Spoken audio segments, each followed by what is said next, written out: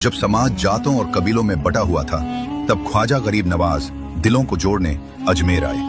उनके नूरानी चेहरे को देखकर लोग इस्लाम कबूल करते जा रहे थे, लेकिन ये नूर अजमेर के राजा राय पिथौरा की आंखों में चुभने लगा। उसे अपना तख्त छिन जाने का खौफ सताने लगा। राजा ने ख्वाजा साहब को रोकने के लिए अपनी पूरी ताकत लगा दी। मशहूर जादूगर बुलाए गए, लेकिन ख्वाजा साहब ने पत्थरों को 2 उंगलियों पर रोक दिया। जब राजा ने आना सागर का पानी बंद किया, तो आपने पूरे समंदर को एक प्याले में समेट लिया। फिर सांप और बिच्छू भेजे गए, लेकिन सब नाकाम रहा। जब सब करके थक गया, तो उसने अपनी आखिरी चाल चली।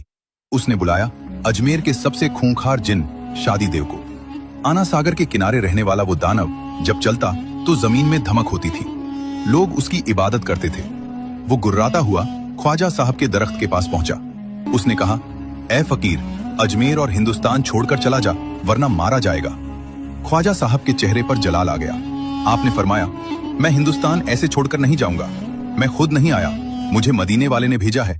और हम मर जाएंगे, लेकिन हिंदुस्तान नहीं छोड़ेंगे, क्योंकि ये जमीन हमारे लिए अमानत है। जिन्न ने डराते हुए कहा, हम मार डालेंगे तुझे।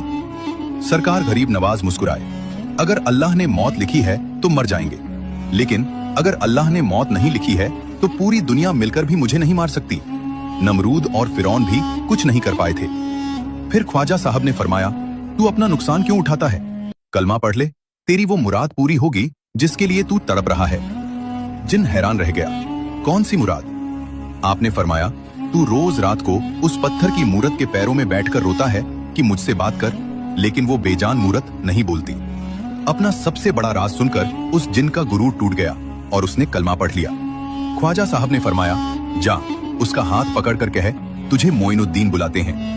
और सुभान अल्लाह, वो पत्थर की बेजान मूरत जिंदा होकर ख्वाजा साहब की बारगाह में हाजिर हो गई। ख्वाजा साहब ने उस जिन का नाम शादी देव से बदलकर शाद रख दिया।